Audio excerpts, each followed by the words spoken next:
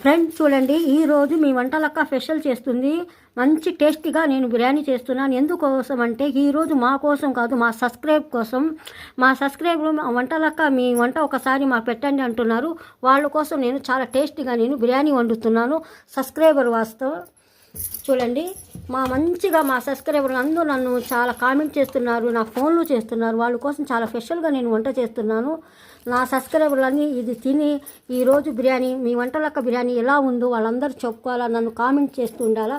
చూడండి, నేను అన్నీ తీసుకున్నాను. చికెన్ తీసుకున్నాను, పుదీనా, కొత్తిమీర, గోంగూర, మంచి ఫ్రెష్ గోంగూర, ఉల్లిపాయలు, నిమ్మకాయలు, అల్లం, చిన్నుల్లిపాయలు ఇవన్నీ తీసుకున్నాను. ఇంకా బిర్యానీ దినుసులు అన్నీ మసాలా వేసుకోవటానికి వెళ్తున్నాను.